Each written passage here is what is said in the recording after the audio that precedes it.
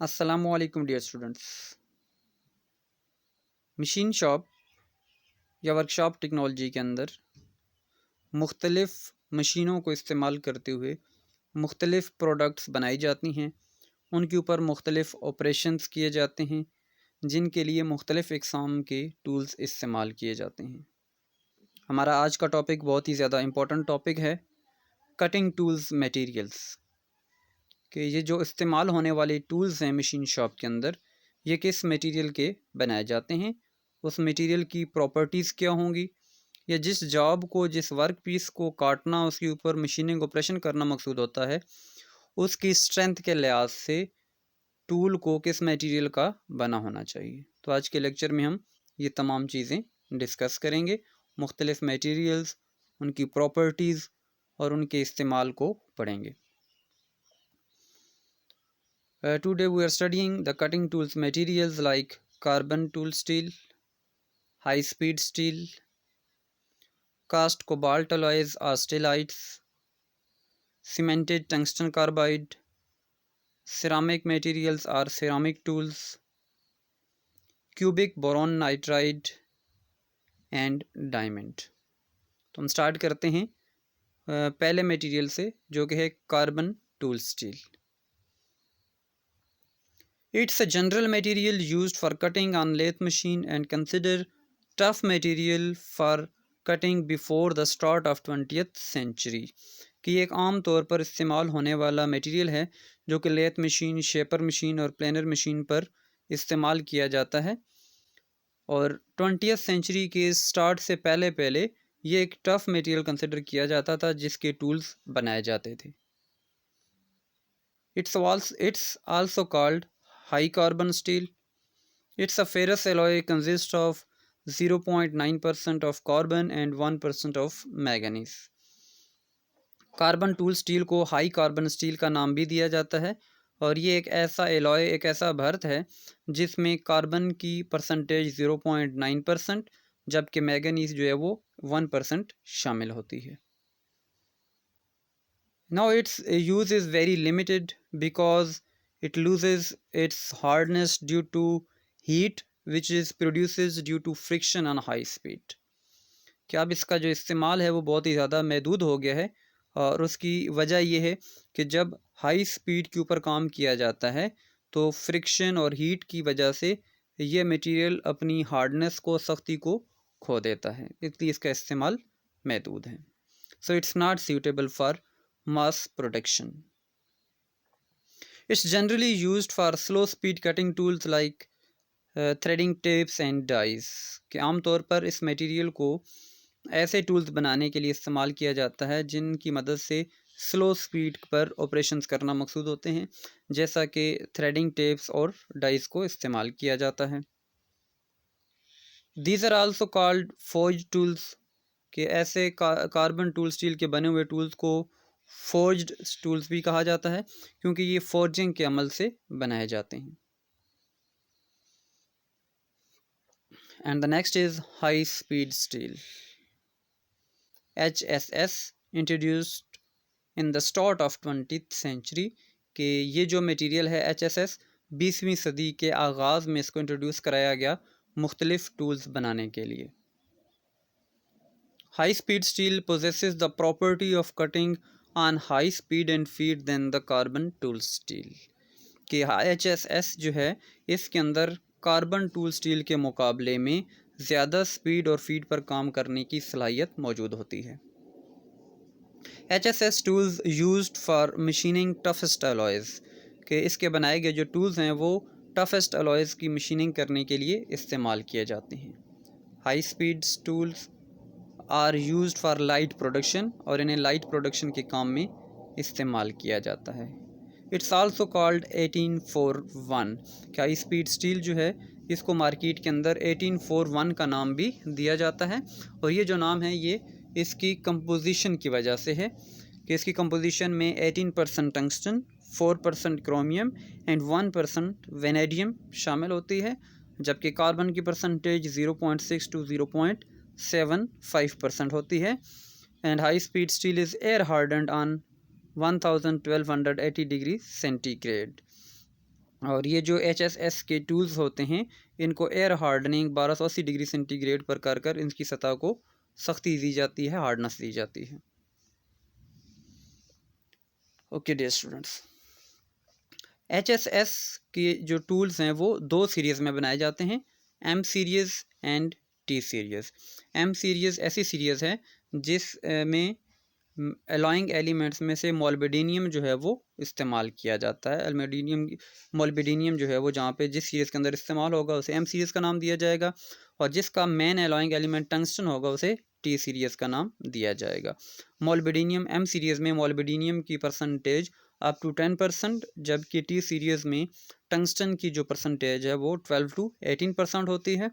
जबकि M series और T series के अंदर इसके अलावा क्रोमियम, वेनेडियम, टंगस्टन और कोबाल्ट का भी इस्तेमाल किया जाता है। इन दोनों सीरीज़ में से 90 to 95% जो टूल्स हैं HSS के वो M सीरीज़ के इस्तेमाल होते हैं, जबकि 5 to 10% जो हैं वो टंगस्टन सीरीज़ हैं, T सीरीज़ हैं जो इस्तेमाल किए जाते हैं। और HSS के ये जो टूल्स हैं ये कास्टिंग, फोर्जिंग एंड सिंटरिंग के ऑपरेशन से बनाए जाते हैं, मैन्युफैक्चर किए जाते हैं। Okay dear students, and the next material is cast cobalt alloys, or it can called a stellite. It's introduced around 1915 कि 1915 के करीब जो है वो इस मटेरियल को इंट्रोड्यूस कराया गया मशीनिंग टूल्स बनाने के लिए। It's alloy which is used in highest cutting speed tools, कि एक ऐसा एलॉय है जो हाईएस्ट कटिंग स्पीड के टूल्स को बनाने के लिए इस्तेमाल किया जाता है। A cast alloy or stellite is a composition of cobalt, tungsten, titanium and molybdenum। कि कास्ट एलॉय एक ऐसा एलॉय है जिसके अंदर कोबाल्ट, टंगस्टन, टाइटेनियम और मोल्बिडेनियम शामिल होती हैं। And the cast cobalt alloy has composition of cobalt 40 to 55%, tungsten W 15 to 20% and chromium 30%. As it is a costly material, so only cutting tips are formed rather than complete tool body. कि चूँकि ये एक महंगा material होता है इसलिए complete tool body बनाने की बजाय इसकी सिर्फ टिप्स बनाई जाती हैं जो कि कीमत में कम पड़ती हैं। And it's mostly used for machining the ceramic materials। और कास्ट कोबाल्ट अलॉयज बनाए गए टूल या टिप्स जो हैं वो सिरामिक मटेरियल्स की मशीनिंग करने के लिए इस्तेमाल किए जाते हैं। जैसे कि इस डायग्राम के अंदर आप देख सकते हैं कि एक टिप दिखाई गई है जो कि महंगे मटेरियल की बनाई गई होती है, और जो टूल बॉडी है वो लो कार्बन स्टील या मीडियम कार्बन स्टील की बनाई जाती है। और इस टिप को उसके ऊपर या तो इंसर्टेड टाइप, जैसा कि यहाँ पे दिखाया गया, स्क्रू की मदद से लगा दिया जाता है, या इसको टूल बॉडी के साथ ब्रेजिंग ऑपरेशन से ब्रेस्ड कर दिया जाता है। And the next is number 4 is cemented tungsten carbide or carbide tools. It's very important material which is used for making the machining tools. This material introduces around 1930 कि 1930 के करीब इस material को इंट्रोड्यूस कराया गया मशीनिंग टूल्स बनाने के लिए। Tungsten carbide tools are used for highest speed operations, कि इससे बनाए गए जो टूल्स हैं वो हाईएस्ट स्पीड के ऑपरेशंस के लिए इस्तेमाल किए जाते हैं। More hardness and wear resistance than HSS, कि एक ऐसा मटेरियल है जिसकी हार्डनेस और वियर रेजिस्टेंस HSS के टूल्स के मुकाबले में ज़्यादा होती है। Carbide tips are manufactured at high temperature from the powder of tungsten or titanium and cobalt and carbon। कि कार्बाइड टिप्स जो हैं वो बहुत ज़्यादा टेम्परेचर पर मैन्युफैक्चर की जाती हैं, बनाई जाती हैं। और ये जो मटेरियल होता है सीमेंटेड टंगस्टन कार्बाइड या कार्बाइड टूल्स का, इसके मेन एलिमेंट्स में टंगस्टन या टाइटेनियम दोनों सीरीज़ चलती हैं, दोनों में से कोई एक सीरीज़ लगाई जाती है, और इनके साथ कम्बिनेशन में इसके अंदर कार्बन और कोबाल्ट को शामिल किया गया होता है। As it is a costly material, so only cutting tips are formed rather than complete tool body। कि ये भी एक महंगा मटेरियल है इसलिए सिर्फ जो है वो कटिंग टिप्स बनाई जाती हैं इसकी। These tips are clamped in tool holder or braced on a shank of low carbon steel। कि ये जो टिप्स बनाई जाती हैं इनको या तो टूल होल्डर के अंदर क्लैम्प किया गया होता है या फिर ब्रेजिंग ऑपरेशन की मदद से इसको लो कार्बन स्टील की टूल बॉडी के साथ ब्रेस्ट कर दिया जाता है। For better cutting result carbide tips should be grind on diamond charge grinding wheel, कि कटाई के अमल को बेहतर बनाने के लिए कार्बाइड टिप्स की ग्राइंडिंग अगर करना मकसूद हो तो इसकी ग्राइंडिंग के लिए डायमंड चार्ज ग्राइंडिंग व्हील को इस्तेमाल करना चाहिए। कार्बाइड टिप्स भी दो किस्म की बनाई जाती हैं, एक टंगस्टन कार्बाइड टिप्स होती हैं और एक टाइटेनियम कार्बाइड टिप्स होती हैं, कि मेन अलॉइंग एलिमेंट्स में एक टंगस्टन सीरीज़ होती है और एक टाइटेनियम सीरीज़ होती है, और कोबाल्ट को इसके अंदर शामिल किया जाता है। अगर किसी कार्बाइड टूल की हार्डनेस हमें बढ़ानी हो, हाई हार्डनेस के लिए कोबाल्ट की परसेंटेज 3 to 6% होनी चाहिए, और अगर उसकी टफनेस बढ़ानी हो, हाई टफनेस उसकी हासिल करनी हो, तो उसके लिए कोबाल्ट की परसेंटेज 6 to 15% होनी चाहिए।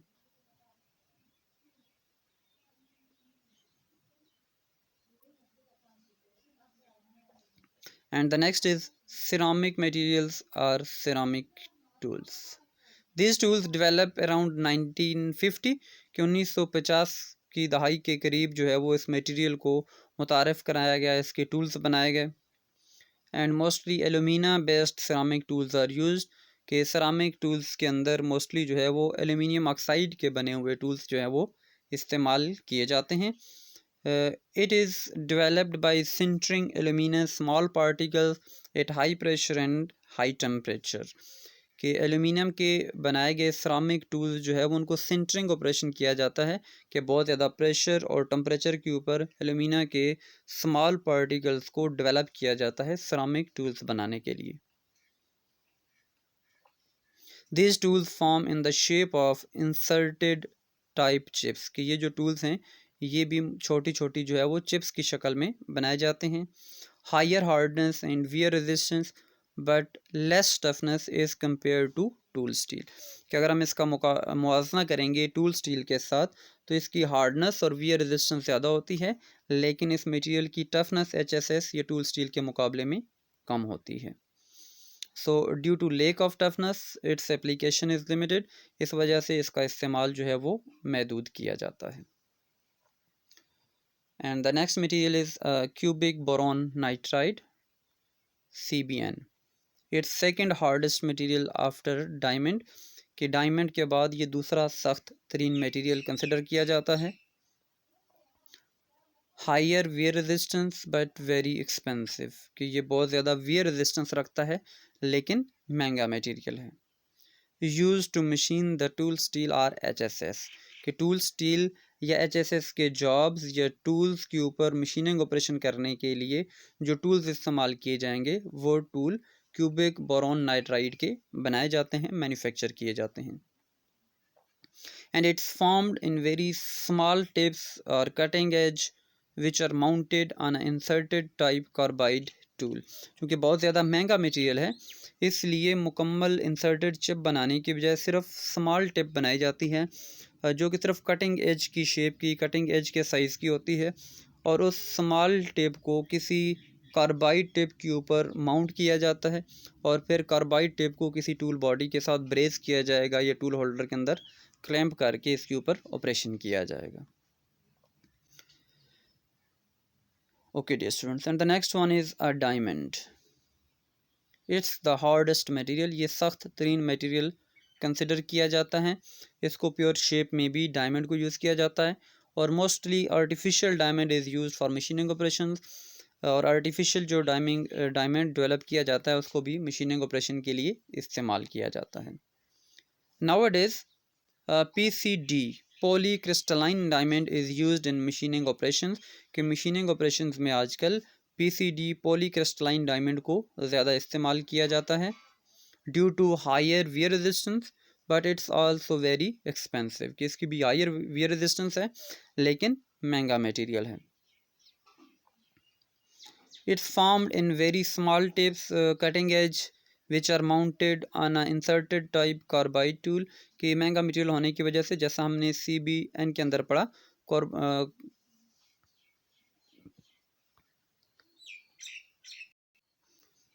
ओके डियर स्टूडेंट्स, जैसा कि हमने इससे पहले पढ़ा क्यूबिक बोरॉन नाइट्राइड के अंदर कि स्मॉल टिप्स बनाई जाती हैं। डायमंड मटेरियल भी चूँकि एक्सपेंसिव मटेरियल है, इसलिए इसकी भी सिर्फ स्मॉल टिप्स बनाई जाएंगी और उन्हें माउंट किया जाता है किसी दूसरे इंसर्टेड कार्बाइड टूल के ऊपर। Specially used for high cutting speed where accuracy is very critical.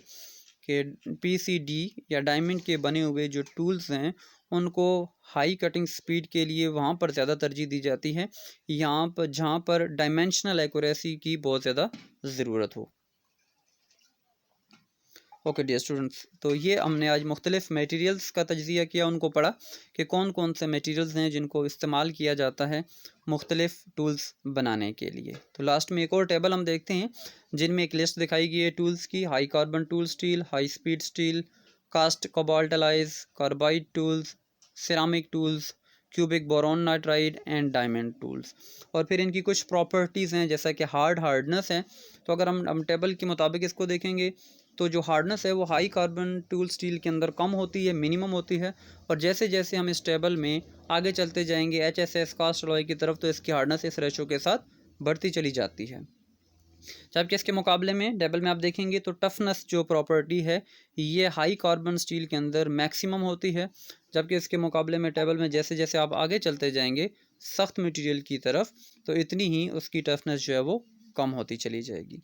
Similarly wear resistance, cutting speed भी बताई गई है कि ये मटेरियल्स में कहाँ पर मिनिमम है और किस रेशो के साथ ये बढ़ते हुए अपनी मैक्सिमम पोजीशन पे चली जाती है। एंड द थर्मल और शॉक रेजिस्टेंस जो है वो भी हाई कार्बन स्टील के अंदर जो है वो मैक्सिमम होती है, और जैसे जैसे मटेरियल की हार्डनेस बढ़ती चली जाएगी तो थर्मल शॉक रेजिस्टेंस जो है वो कम होती चली जाएगी। और लास्ट वन में आप देख सकते हैं टेबल के लास्ट में कि कास्ट के लिहाज से भी बताया गया है कि हाई कार्बन टूल स्टील जो है उसकी कास्ट मिनिमम है इन टूल्स के मुकाबले में, जबकि जैसे जैसे इस टेबल में आप आगे जाएंगे HSS, कास्ट, कोबाल्ट, टिप्स की तरफ, तो इसकी जो मटेरियल्स है वो कास्टली होता चला जाएगा। तो जो कार्बाइड टूल्स हैं वो सबसे ज़्यादा इस्तेमाल किए जाते हैं किसी भी मशीन शॉप के अंदर, टेक्नोलॉजी के अंदर, जबकि उसके बाद लाइट प्रोडक्शन में सबसे ज़्यादा जो है वो HSS के बने हुए टूल्स को इस्तेमाल किया जाता है। ओके डियर स्टूडेंट्स, तो ये था हमारा आज का लेक्चर जिसमें हमने मुख्तलिफ़ टूल मटेरियल्स को पढ़ा। थैंक यू, अल्लाह हाफिज़।